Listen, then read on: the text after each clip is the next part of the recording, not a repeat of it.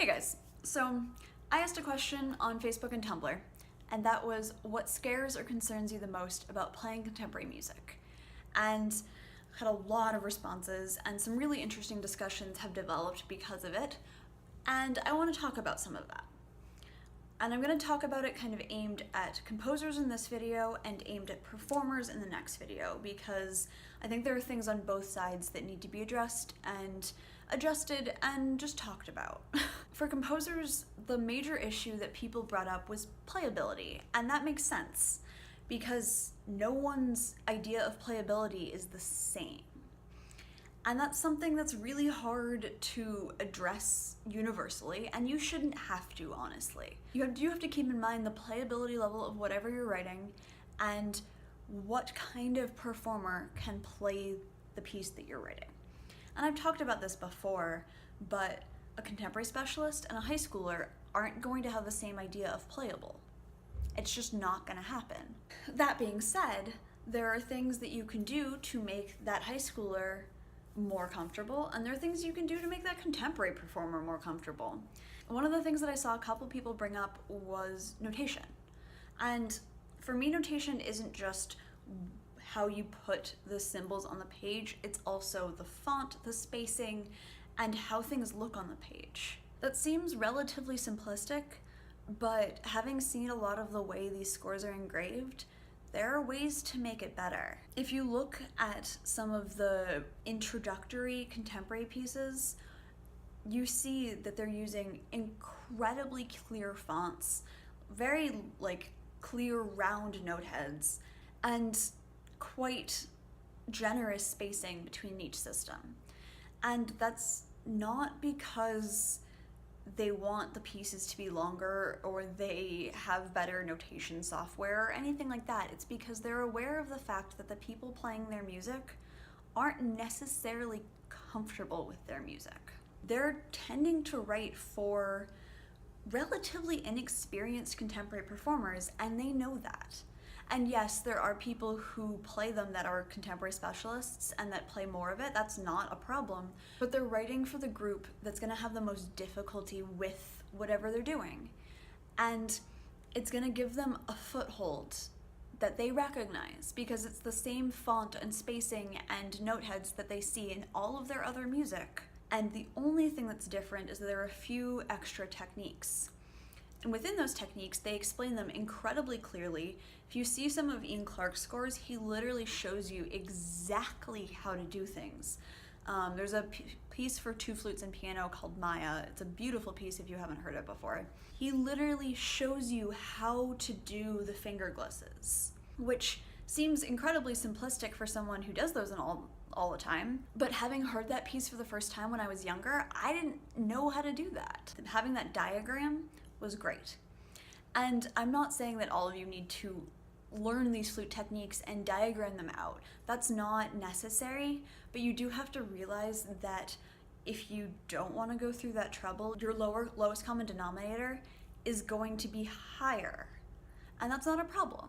It's just something that you have to acknowledge. Another thing that was brought up was the idea that there's these very specific rhythms and these very specific notes, and then a composer comes in and goes, oh, that's actually just a gesture. I'm not looking for exact ideas there. And that's something that's incredibly frustrating to a performer because we see notes on a page and we want to learn them. If you don't give an indication on the music itself that that's not the intention, we're not going to assume that. We're trained that what's on the page is what you do.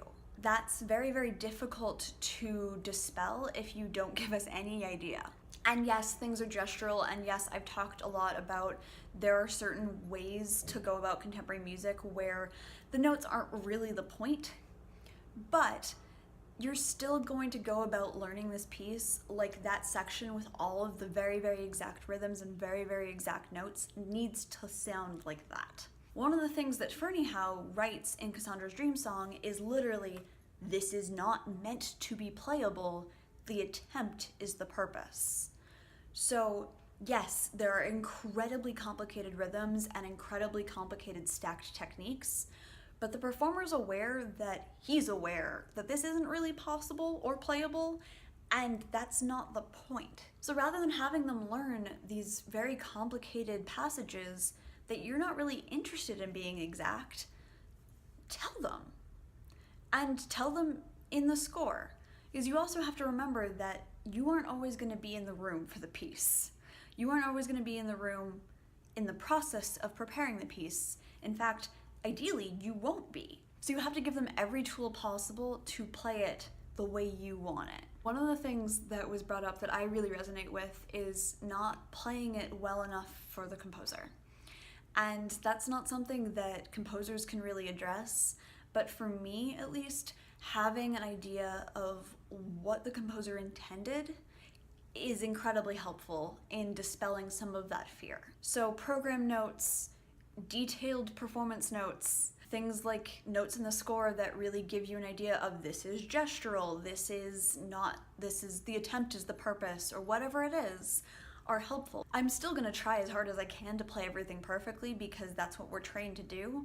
At least I'm aware of the fact that perfection isn't necessary. It may be a goal, but that goal doesn't have to be attained for the performance to be successful. The last thing I want to talk about in this video is fear for instruments. And that was brought up a lot, and I'm actually going to talk about this in the performers video as well.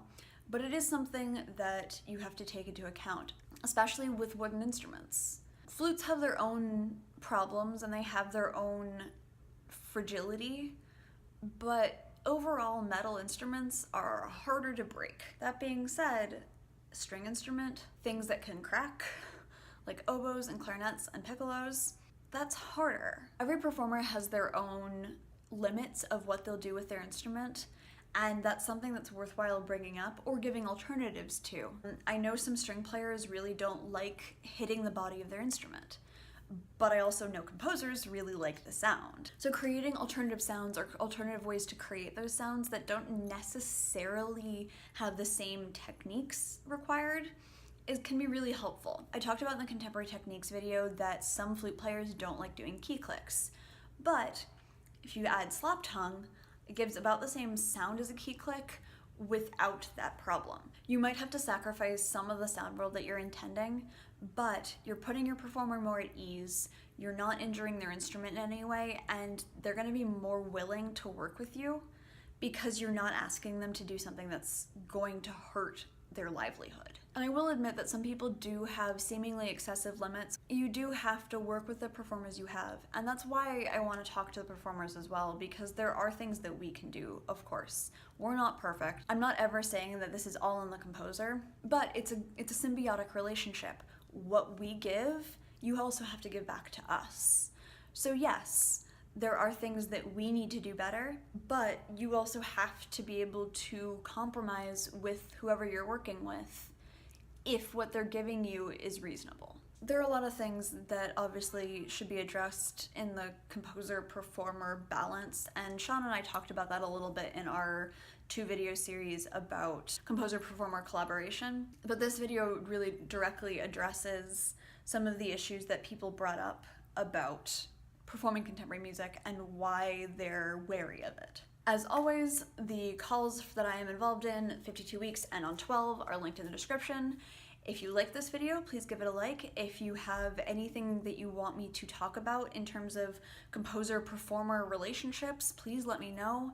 If you are new here, please subscribe, and if you want to support me more, please check out my Patreon.